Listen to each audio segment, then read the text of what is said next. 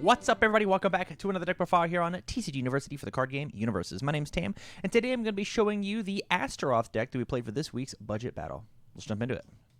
All right, so Astaroth. Astaroth is a really rad character. One of my absolute favorites from the Soul Calibur set, and like I said in the intro, this is a budget battle video. So every deck that we have inside of this playlist is going to be made for $50 or less. That's right. You can pick this entire deck up for 50 big bones. So let's talk about what Astaroth does.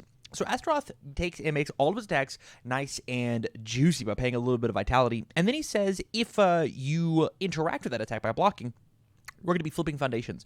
And depending on how you block, depends on how the cards get flipped. If you full block the attack, meaning you take presumably no damage, the character Astaroth gets to pick which card gets flipped. And if you partially block, which means it's going to be dealing half damage, you as the blocker get to pick. In addition to that, he says once per turn, if you don't block my attack, and so you don't want your foundations flip, I get to take an attack from my discard pile and pick it up, as long as it is a printed 5 damage attack, as long as it's one of those big, beefy attacks. So with that said, let's go ahead and jump into the deck and see what choices we made. So the first attack that we're playing is four Vicious Madness. This card is just an absolute beating inside this deck. It is massive. It hits really hard. It's an 11 damage throw where it says that it can't be partially blocked, which means I'm definitely going to be flipping whatever foundations that I want, or you're just going to take 11. It's a really strong combo piece for Astaroth.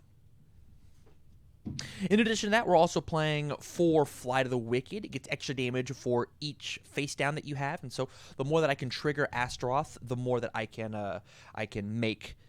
Excuse me. The more that I can trigger Astaroth, the more damage I can make Fly to the Wicked, which means that it's just an ever-ending. It's a snowball rolling down a hill. Up next, we've got 4 Cherub Cyclone. This card says that if it's blocked, I'm going to be gaining vitality. I'll gain the 2 vitality that I paid in order to give it the plus extra damage.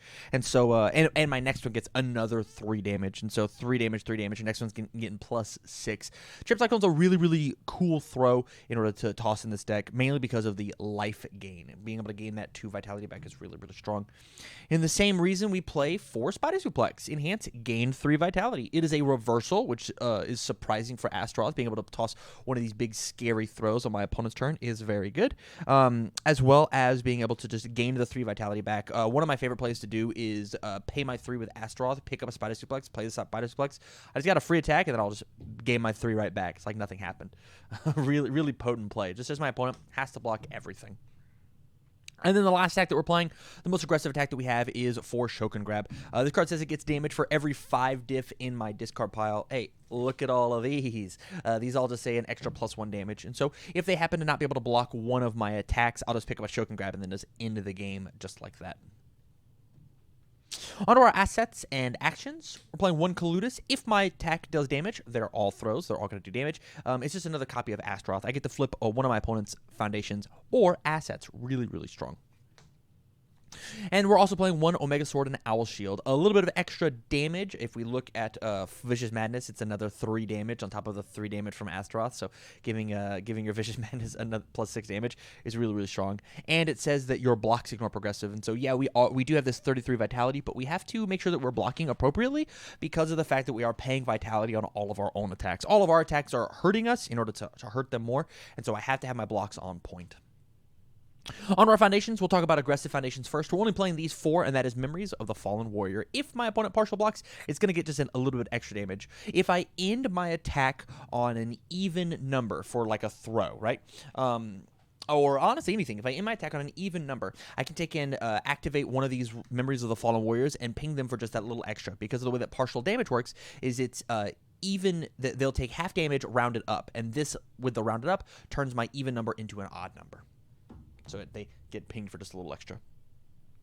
Up next, flow cards. We've got 4 Hell's Reach. We're playing a bunch of 5 difficulty attacks, and if I want to try and have an attack string, as soon as I play my second card, I'm going to start committing things, unless I get lucky and check a 6, right? That's luck based. Well, from Hell's Reach says that I get to ready the foundation playable while committed. So this is a primo target to start. Play my second attack, commit it, and then re-ready it. I'll play my next one and then commit 2. It's just all in all, fantastic card when you're playing really big attacks. In the same vein, we're playing 4 Eviscerate. If my opponent has more face downs than I do, I get to build it for free, and I get to flip additional targets if I take damage. Take damage, not lose vitality. It does not trigger off of Astaroth's character ability.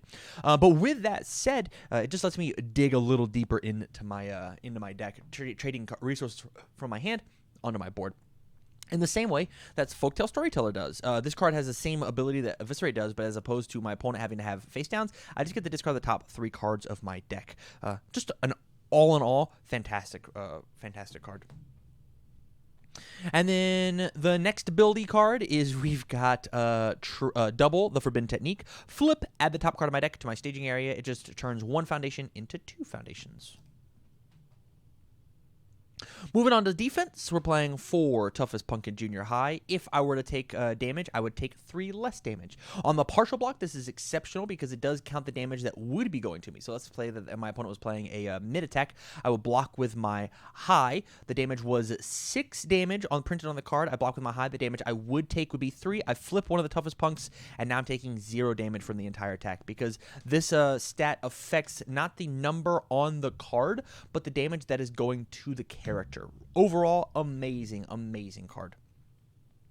In addition to that, we're also playing 4 Second Saintly Beast, giving minus speed. Like I said, being able to block effectively and often is one of the keys to victory with Astaroth. A lot of people just want to block with his face, and that's just not the case.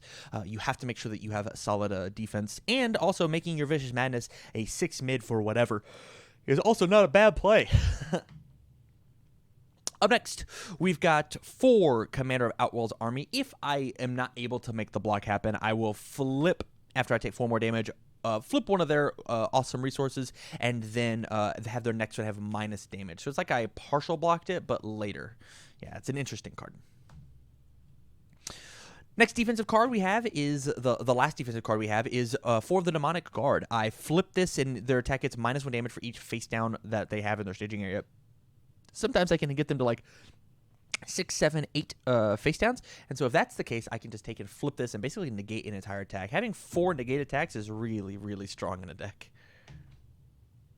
On to Sim Disruption, we're playing Double Ominous Prophecy. One of the most, I would say slept on card, but it's a very skill-intensive card. You have to have, honestly, a prophetic sight in order to use this card appropriately. At the beginning of my opponent's turn, I can just name a keyword that they play, and it turns off. Whether it be throw, or multiple, or powerful, or stun, or breaker, or flash, whatever it needs, all of their attack cards lose that keyword. And not only does it hit keyword abilities like stun and flash, but it also hits keyword traits like weapon or punch. And so if I'm fighting a punch deck, I can just name punch, and now probably half of his mechanics just don't work anymore. In addition to that, this also takes care of assets. And the last disruptive card that we're playing is Double Venomous. This card just says, after my opponent tries to add a card to their hand, I cancel it and say no. I say no thank you. You're not allowed to do that. And so there you have it. There is the Astaroth deck that we played for this week's budget battle. If you like this deck and you want to see more of it, make sure you go and you check out the playlist that has all of the matches for this Astaroth on it. Or if you want to catch the matches live, please go out to twitch.tv/TCGUniversity every Tuesday, where we have our own little top 8 single elimination bracket. And if you want to support the channel, the best way to go do that is on patreon.com/TCGUniversity. Sub out there at even the $1 level. It helps so much, and you get so much extra content. So from all of us here at TCGU, thank you very much for watching, and stay alert.